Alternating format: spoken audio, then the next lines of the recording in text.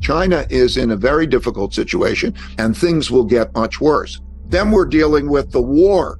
Right now, I think all the sides recognize that we're on the brink of war. War is a very dangerous thing, and that would have giant implications for economies. What you can see, it's like two wrestlers or two boxers. And now the question is, which boxer, which wrestler is going to win? And so you see that we have moved from what was largely unipolar world and a cooperative, globalized world into now this world of great conflict.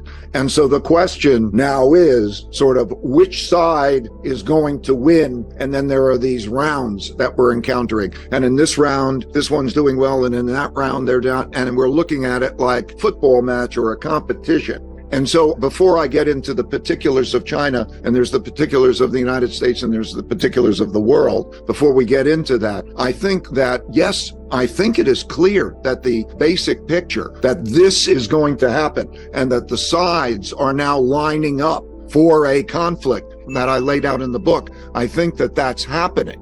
Now, I'm not saying I'm going to be able to pick the winner or the loser, and I don't even know necessarily what that conflict is going to look like. I have thoughts about that, and I'll be happy to share that. But recognize that. That's the important thing. So as this is coming up and we deal with this conflict that's arising, then we're dealing with the war.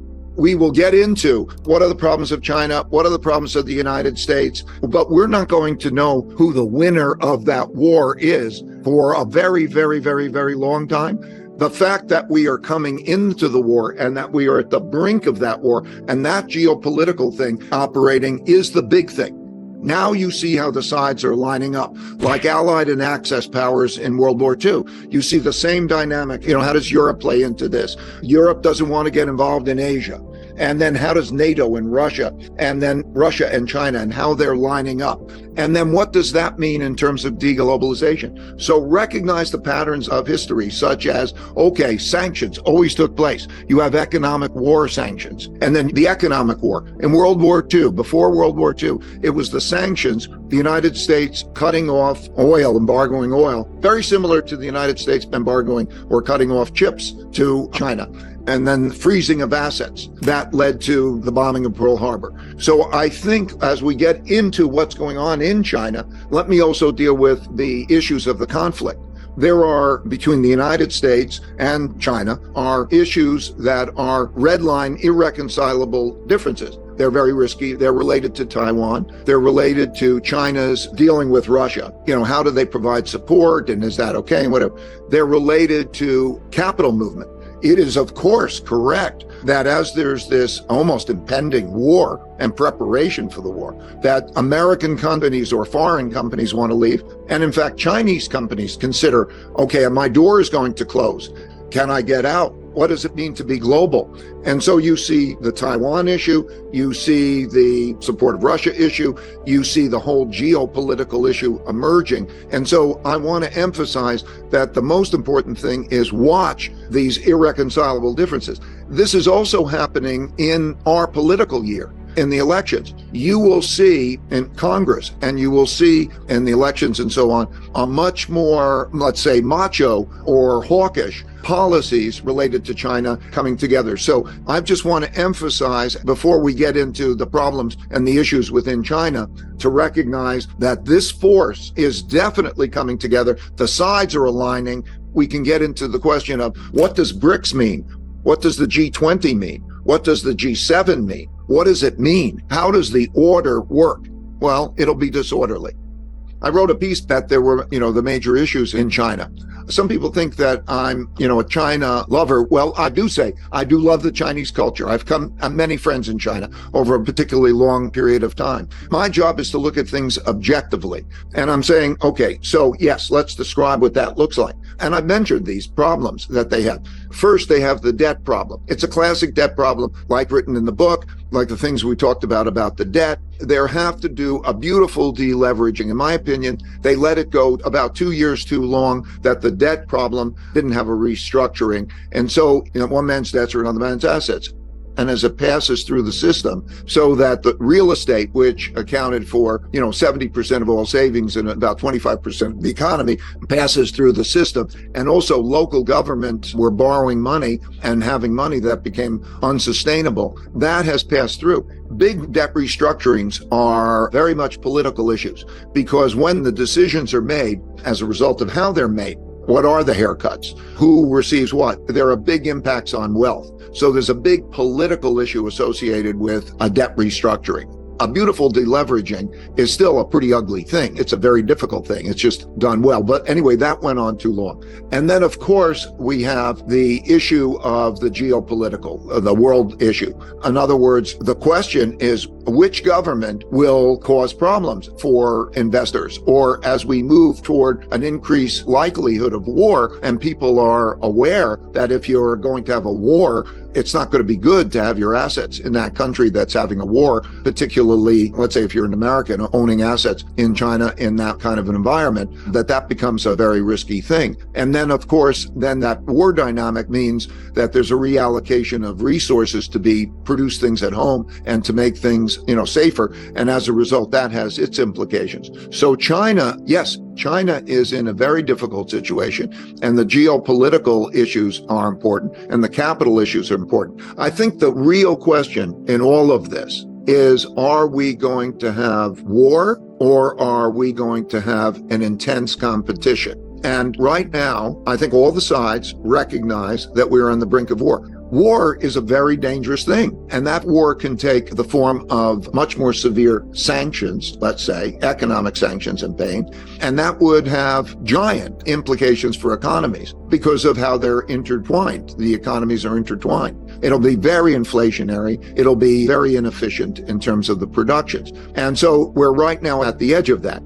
Neither side wants things to get worse, but I think both sides would say that there's significant risk, that we're right at the edge of that brink. So yes, there are problems in China along those lines. There's a much more autocratic government, which, by the way, is what the classic pattern is. If you look at wars and such periods, which Xi, by the way, described, to summarize his view, is that there's the 100-year storm on the horizon.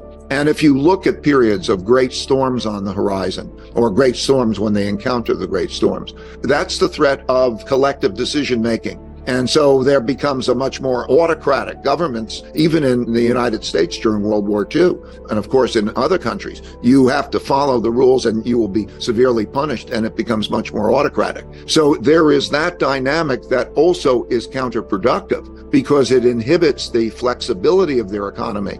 People are afraid to make decisions because it's a risky kind of environment. So that's what's going on in China. And that's in the context of, what's going on in the world and the relationships between them.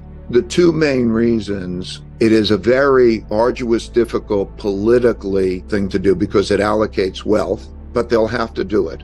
And second is that after it, they still have to have a plan for those who are living on the debt. What happens with them? So, for example, the local governments. The local governments made their money by a combination of borrowing and selling off land for real estate purposes and so on. Okay, that's where the vast majority of people are. We think of China, we think of Shanghai, Beijing, Shenzhen, and so on. But there's all of those provinces out there, economically and financially dependent on that form of borrowing, and things will get much worse. So the issue is, as they're wrestling with that, is how to deal with that. We now have just a new government. In other words, most everybody was replaced in March. And so the taking on that job and dealing with it is a big job. They will have to do it, in my opinion, but those are the big impediments. It's a difficult and threatening thing. I should say that the Chinese have an excellent understanding of the cycles because their view of history started really before 212 BC. The 212 BC was when China was united under the Qin dynasty, and so they see these cycles. There's internal conflict about what to do. A lot of populism, in a sense, exists in China as it does in the United States. And there's that conflict. Then it leads to more autocratic, and it leads down this path. It's almost mechanical as one thing leads to another. This is a challenging thing for a new administration. It's going to be a very difficult thing. There's a sense in the United States that they are a growing threat. We're close. If we go to a military war, it'll almost certainly be the Taiwan issue. So that could be called containment. I think we want to contain China. Their concerns are mostly the domestic concerns. How do they deal with the demographics issue? How do they deal with their own domestic issues? You know, when you run a country, the major issues are the internal issues. How do you make sure you deal with corruption? How do you deal with all the issues that they face? Poverty in the western part of China, environmental issues, property bubble that's bursting. China and the opposition is as strong as the United States and its allies. And so we have a conflict. And there are 5 kinds of wars, and they start in this order, just sequentially, typically. A trade war, a technology war, a geopolitical influence war. Then you get into a capital and economic warfare, which we are now with sanctions. They always happened in history. And then there's a military war. And so you could see that progression happen through time. And that creates a template. China holds a lot of American debt. Yeah. Should we worry about that? I think they should worry about it. I don't believe that they'll sell the debt. And if they sold the debt, we would, again, like others, just print more money and it would depreciate in value.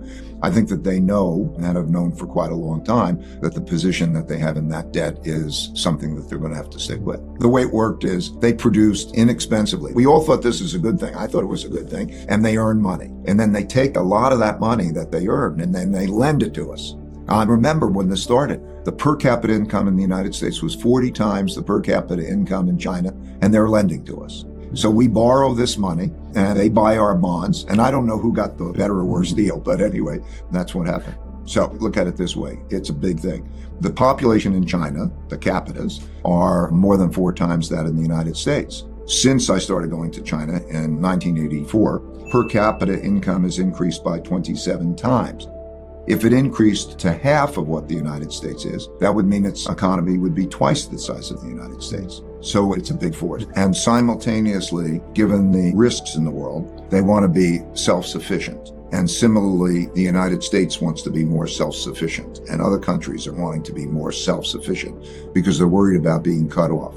The main reason that China did not denominate its exports and trade in the currency and did not denominate its lending is that they didn't want to be a threat to the United States, because that's a threatening act. If the United States loses, now we were in a different era then, just to explain it. They became the largest trading country in the world. In other words, did more trade than any other. In terms of lending, international lending, they are the largest lenders, and they could have done that in their currency. They chose not to because they perceived that that would be a threat. They were not trying to disrupt the world order. But now we have a different set of circumstances worldwide. This leadership was the same, of the same mind. And I think is pretty much today, they don't want to disrupt the world order. But they want to be as great as they can be. They want to be as rich and powerful and so on.